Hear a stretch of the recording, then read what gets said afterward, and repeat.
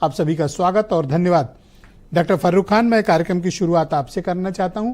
आप हमारे दर्शकों को एक सामान्य भाषा में, लीगल भाषा में नहीं, सामान्य भाषा में हमें बताइए और दर्शकों को बताइए कि आज कोर्ट में क्या हुआ और कोर्ट ने किस तरह के आदेश आज पारित किए हैं, नेक्स्ट क्या होगा। बहुत धन्यवाद ब्रजेश भाई, इस महत्वपूर्ण परिचर्चा में मुझे शामिल करने के लिए। और देखिए, ये प्लेसेस ऑफ वर्शिप एक्ट 1991 को पिटीशन दाखिल हुई थी सुप्रीम कोर्ट में कि इसको एक्ट को ही चैलेंज करने के लिए, वायर्स कहते हैं इसको, कि ये कॉन्स्टिट्यूशनल एक्ट नहीं है, इसलिए इसको सेट असाइड किया जाए। सुप्रीम कोर्ट ने आज बहुत कुछ क्रूशियल ऑब्जर्वेशंस दिए। सबसे इंपॉर्टेंट सुप्रीम कोर्ट ने ऑब्जर्वेशन ये दिया कि आप इस बात को गौर कीजिएगा, सुप्रीम कोर्ट ने ये कहा कि trial court, civil court cannot run a race with the Supreme Court. ये ऑब्जर्वेशन है, ऑन रिकॉर्ड है, आजकल तो लाइव प्रोसीडिंग से, cannot run a race, हमसे वो दौड़ नहीं लगा सकते। और सुप्रीम कोर्ट ने ये कहा कि सॉलिसिटर जनरल साहब को एड्रेस करते हुए सुप्रीम कोर्ट ने ये कहा कि 5 जजेस का जो है वो अयोध्या जजमेंट के बेसिस पे उस जजमेंट के में इस एक्ट का हवाला दिया गया है और इस एक्ट के प्रोविजंस को एस्टैब्लिश किया गया है। वो 5 जजेस बेंच है और ये कहा कि ऑलरेडी एक जजमेंट है, तो जब तक कि हम ये सुप्रीम कोर्ट की मौजूदा बेंच जो इस पिटीशन को सुन रही है, जब तक ये डिसाइड नहीं हो जाता मैटर, कोई भी नया मुकदमा इसमें जो है वो दाखिल नहीं होगा। और टेक्निकली ये ठीक है, स्टे नहीं किया प्रोसीडिंग्स जो पेंडिंग मैटर्स हैं, पर वो इफेक्टिवली स्टे है। अगर कोई ऊपरी अदालत निचली अदालत को ये आदेश पारित करती है कि आप इस मुकदमे में कोई आदेश पारित नहीं करेंगे, इंटरिम ऑर्डर या फाइनल ऑर्डर, तो एक तरीके से इफेक्टिवली वो प्रोसीडिंग्स भी स्टे हो जाती है। इस संदर्भ में मैं ये बताना चाहूंगा आपको कि कानून की पोजीशन जो है वो क्या है। जब भी किसी भी कानून की कॉन्स्टिट्यूशनलिटी चैलेंज होती है हाई कोर्ट में, अनुच्छेद 226 में या अनुच्छेद 32 में सुप्रीम कोर्ट में, तो लॉ क्या है? लॉ ये है कि कानून की वैलिडिटी में प्रिजम्पशन माना जाता है, यानी कि ये कोर्ट मान के चलेगी कि ये कानून सही है। यहां पे उल्टा है मामला, ये समझिएगा, ये बहुत बारीक बात है जी। और दूसरी चीज सुप्रीम कोर्ट क्या, इसमें एक तो प्रिजम्पशन है, दूसरी चीज ये कि जो आदमी कानून को चैलेंज कर रहा है उसकी संवैधानिक स्थिति को, उसको ये एस्टैब्लिश करना पड़ेगा कि ये मैनिफेस्ट आर्बिट्रेरीनेस है इस कानून में।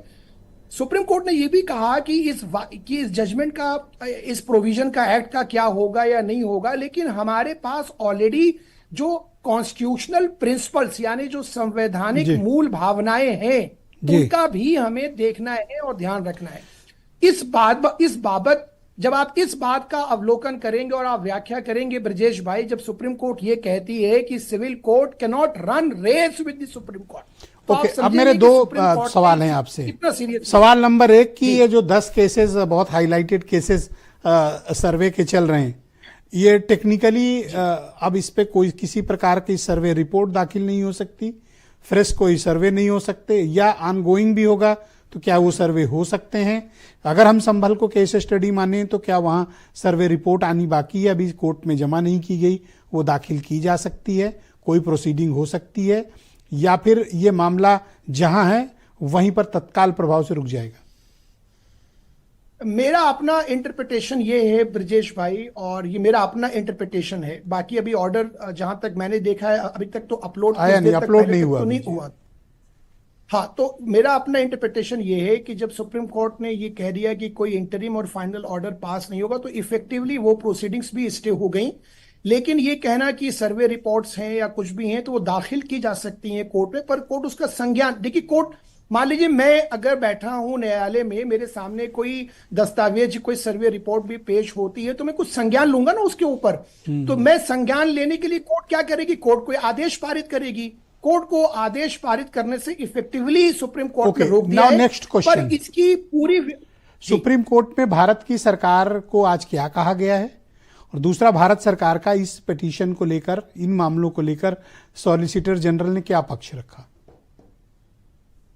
आप सॉलिसिटर जनरल देखिए, अभी काउंटर फाइल नहीं किया है, बल्कि सुप्रीम कोर्ट ने यह भी आदेशित किया है कि जो काउंटर एफिडेविट यूनियन यानी भारत सरकार फाइल करेगी वो अपलोड होगा ताकि कोई भी उसको देख सके। तो अब भारत सरकार के लिए हम लोगों ने सिमिलर आर्ग्यूमेंट्स और ये प्रॉब्लम देखी थी। अब कोर्ट में वो क्या स्टैंड लेंगे ये तो उनके लॉ ऑफिसर्स कोर्ट को बताएंगे। लेकिन अगर आप याद करेंगे कि अलीगढ़ मुस्लिम विश्वविद्यालय के मुकदमे में जब 1981 के अमेंडमेंट को डिफेंड नहीं कर रही थी सरकार, तो ऑनरेबल चीफ जस्टिस ने उस वक्त ये क्वेश्चन किया था कि भाई सरकार बदलने से जो स्टैंड तो नहीं बदल जाएगा।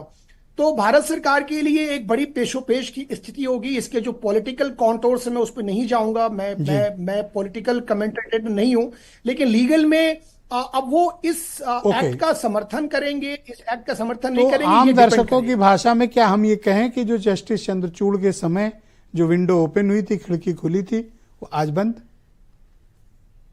जी, आज बंद। आपकी ये व्याख्या सही है, टेम्पोररी तौर पे बंद है, परमानेंट बंद नहीं। चलिए, ताला नहीं लगा, कुंडी तो लग गई है। जी, कुंडी लग गई है। और देखिए ये बहुत जरूरी था, क्योंकि जिस तरह के, देखिए मैं फिर कह रहा हूं ब्रजेश भाई बहुत जिम्मेदारी के साथ कि मैं इस पे कोई पॉलिटिकल कमेंट्री नहीं कर सकता, पर लीगल कमेंट्री में ये है कि आप अगर अयोध्या जजमेंट पढ़ेंगे तो आप देखेंगे कि इस एक्ट का हवाला कई बार दिया गया है। तो वो 5 जजेस की संवैधानिक पीठ थी, और वो जो सुप्रीम कोर्ट कहती है, जो जजमेंट पास करती है, वो अनुच्छेद 141 में देश का कानून बन जाता है। बहुत शुक्रिया आपका डॉक्टर फर्रुख खान। प्लीज हमारे साथ जुड़े रहिएगा, हम इस पर चर्चा को आगे बढ़ाएंगे।